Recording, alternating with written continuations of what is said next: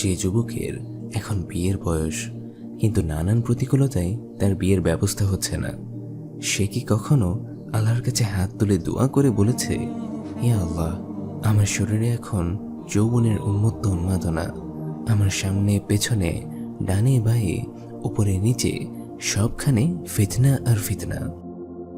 ফিতনার এই মায়াজাল ভেদ করে নিজের চরিত্রকে শুদ্ধ রাখা আমার জন্য কঠিন হয়ে পড়ছে, দুঃসাধ্য হয়ে উঠেছে। ইয়া রব, যদি আমার ভালো কোনো চাকরি না হয়, যদি আমার আর্থিক অবস্থার কোনো পরিবর্তন না হয়, তাহলে তো বিয়ে করাটা আমার জন্য এক প্রকার অসম্ভব হয়ে পড়বে।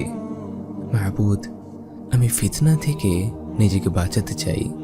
আমি চাই একটি হালাল সম্পর্ক, যেখানে আমার চোখ শীতল হবে, আমার হৃদয় তৃপ্ত হবে, আমার অন্তর প্রশান্ত হবে। আপনি তো সকল ঐশ্বর্যের মালিক। আপনি তো পথের ভিখারিকে রাজা বানান, আমার রাজাকে বানান পথের ভিখারি। মাহবুদ, আপনার অঢেল অফুরন্ত ঐশ্বর্য থেকে আমার জন্য কিছু রিস্ক নির্ধারণ করুন। আমার জন্য বিয়েটাকে সহজ করে দিন।